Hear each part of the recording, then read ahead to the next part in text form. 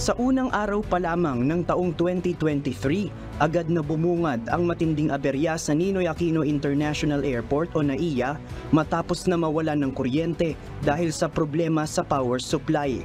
Umabot sa halos 300 mga flight ang nakansela at may iba naman ang na-divert sa ibang lugar. Na-stranded noon ang nasa halos 50,000 mga pasahero na inabot ng matinding perwisyo. Galing ako ng Bulacan, 1,500 ang pamasahe ko.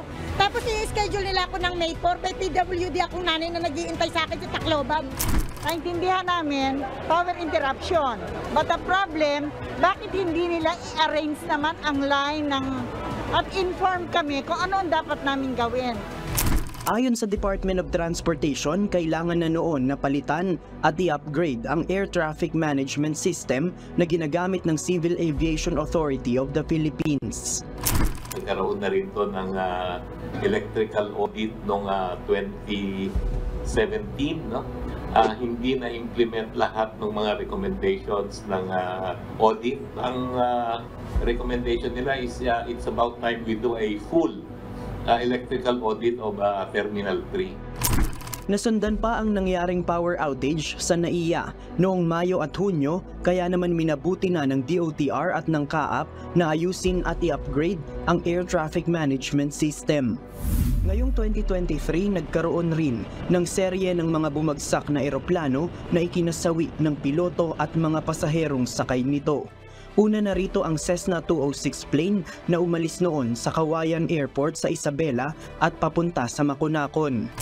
The wreckage of the missing Cessna plane that we have been looking for in the past 44 days. Sadly, there were no survivors.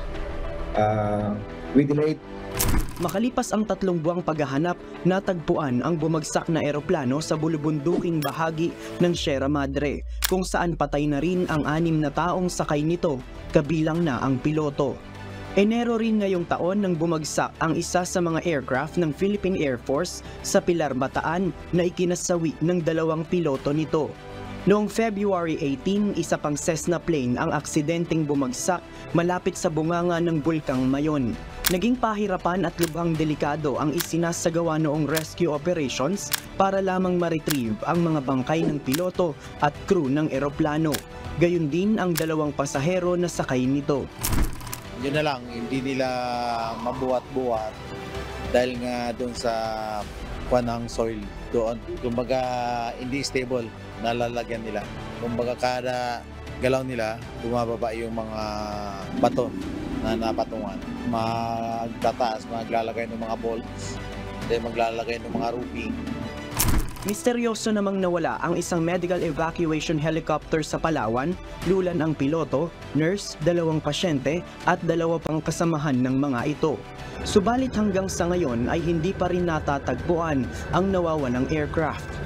Noong Agosto naman, isa pang Cessna plane mula sa Lawag City ang nag-crash at hindi na nakarating pa sa kanyang destinasyon. Natagpuan ng mga rescuer ang debris nito sa Apayao, kung saan patay rin ang piloto at student pilot na sakay nito.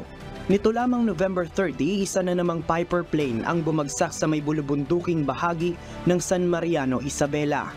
Tumagal rin ng ilang araw ang paghahanap hanggang sa matagpuan ng mga rescuer ang debris ng eroplano, maging ang bangkay ng piloto at babaeng pasahero na sakay nito. Isang malagim na trahedya rin ang naitala ngayong taon, kung saan 18 mga pasahero ang nasawi habang sugatan ang iba pa matapos na aksidenteng mahulog sa bangin ng isang Ceres bus sa bayan ng Hamtik sa Antique. Ako gusto ko i-condemn rin yung road na yan. So many Antiqueños died on that road section.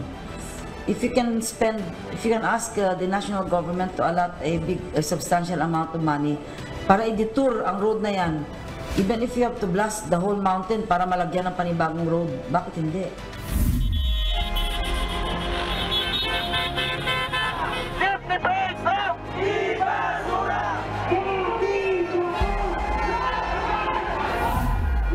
Sa malalaking issue ng 2023 ang makailang ulit na transport strike upang tutulan ang umano'y pag-phase out ng mga tradisyonal na jeep. Paulit-ulit na tinututulan ng mga grupo ang planong PUV modernization ng gobyerno.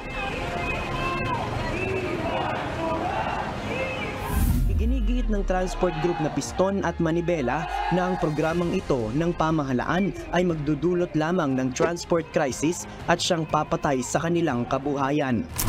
Ang sinasabi natin sa gobyerno ay kung gusto talaga ng gobyerno na ayusin yung ating public transport, bakit hindi payagan sa balangkas ng rehabilitation?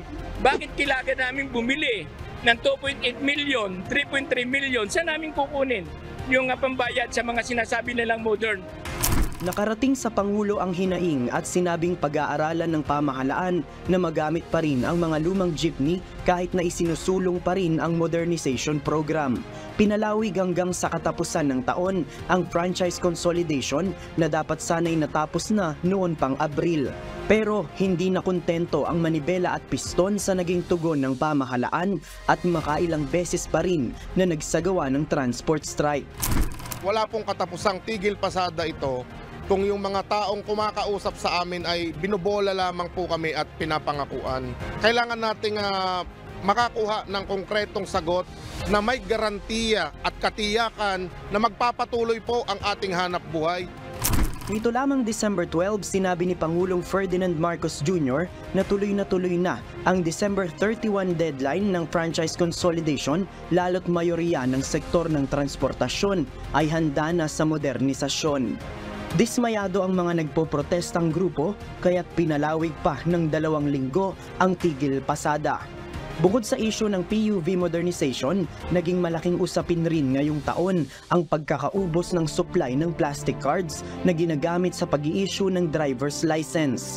Nagpalabas ng TRO ang Quezon City Regional Trial Court matapos na questionin ng natalong bidder ang kumpanyang inaprubahan ng DOTR at LTO.